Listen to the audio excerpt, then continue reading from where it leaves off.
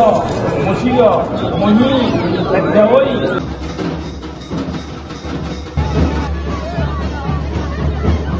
Guys, আসসালামু আলাইকুম সবাইকে। আমি এখন আছি অবির বিয়ে অবির বোনের বিয়েতে।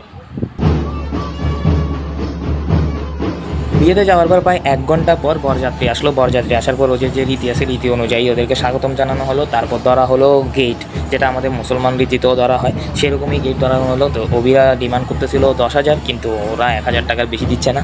তা আস্তে আস্তে অনেক বেশি কথা কাটাকাটি বা হচ্ছে যে অনেক বেশি হাতাহাতি করার পর, অনেক বেশি মজা করার পর মোটামুটি কত টাকা পাইছে আমি জানি না, কিন্তু দোনো পার্টি স্যাটিসফাই হয়েছে। এরকম টাকা দেওয়ার পর ওরা বরযাত্রীকে ভিতরে প্রবেশ করতে সুযোগ দিল। কিন্তু ভিতরে আসার পরও বরযাত্রী অনেকক্ষণ ওয়েট করতে থাকলো, বিকজ অফ ওদের যে শুভ লগ্ন আছে, শুভ লগ্নটা এখনো শুরু হয় নাই।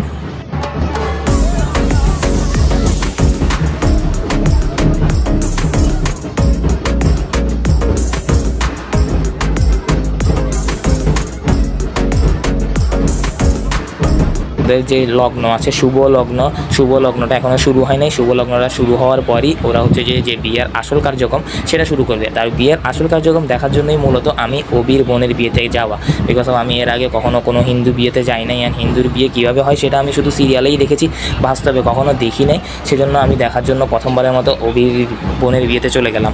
তো শুভ লগ্ন শুরুই হচ্ছে না। রাতের 12টা 12:30 বেজে গেছে। দেন অবি আমাদেরকে বললো তোরা খেয়ে ফেল। তো যে বসে গেলাম খাওয়ার জন্য, কিন্তু যখনই খাইতে বসবো ঠিক তখনই দেখলাম যে মাত্র লগ্ন শুরু হয়ে গেল। তো আমি কোনো রকমে খাওয়া দাওয়া আস্তে করে শেষ করে আমি হচ্ছে যে তাড়াতাড়ি করে লগ্ন দেখার জন্য বা হচ্ছে 7 পাক যে দেখার জন্য আমি তাড়াতাড়ি করে উপরে উঠে গেলাম। উপরে উঠে আমি যেটা শুনলাম সেটা হচ্ছে 7 পাক নাকি শেষ। দেন আমি অনেক বেশি কষ্ট পেলাম, কিন্তু আরও যে ওদের যে রীতিগুলো আছে সেগুলো চলতেছিল।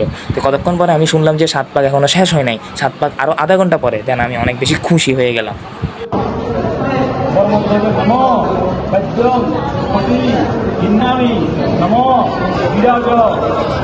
আধা ঘন্টা শেষ হয়ে ঘড়ির কাটা এখন 1:10, কিন্তু ওদের এখনও 7 পাকের কোনো নামগন্ধই নেই। ওরা রীতি নিয়েই এখনও পড়ে আছে।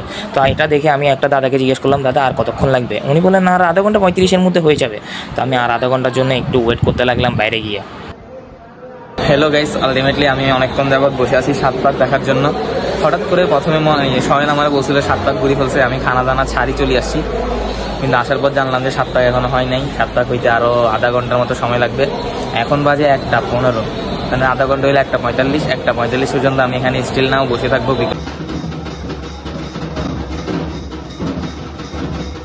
অবশেষে আমার দেখা হয়ে গেল 7 পাক। 7 পাক যদিও ওরা সিরিয়াল অনুযায়ী করেনি, ওদের মতোই করেছে। অগ্নিকে সাক্ষী রেখে চারপাশে ঘুরতে পারলাটাই 7 পাক বলে।